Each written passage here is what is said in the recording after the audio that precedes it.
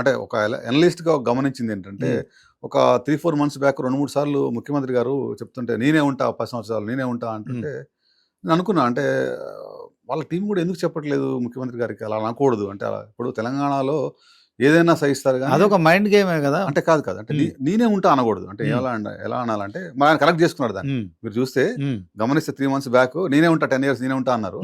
తర్వాత ఆయన కరెక్ట్ చేసుకున్నారు. ఐ థింక్ ప్రాబ్లీ వాళ్ళ టీమో ఎవరో చెప్పుంటారు ఆయనకి అడ్వైజర్ ఉండాలి.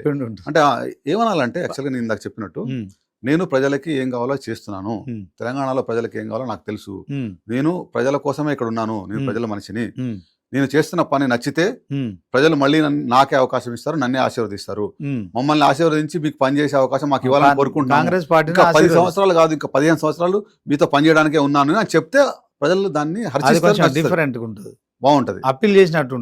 అంతేగాని నేనే ఉంటా 10 సంవత్సరాలు నేనే 10 సంవత్సరాలు ఉంటే అది ఏమైందంటే అగైన్ ప్రజాస్వామ్యంలో ఉన్నాం కదా, ప్రజలు నాకు అవకాశం ఇస్తే మీకు ఇంకా ఇంతకంటే 2 మెరుగ్గా పనిచేయగలుగుతా అని చెప్పాలి.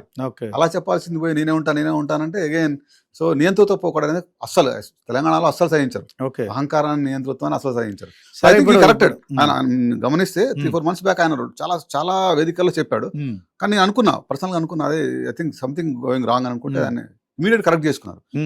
కరెక్ట్ చేసుకున్న నెక్స్ట్ మీరు స్పీచ్ లో చూడండి ఆయన కరెక్ట్ చేసుకుని దాన్ని కొంత పాలసీగా చాలా చెప్పారు. అంటే నేను సర్వీస్ చేస్తున్నా, ప్రజలు మమ్మల్ని తప్పకుండా ఆశీర్వదిస్తారు, మేమే ఉంటాం అన్నారు.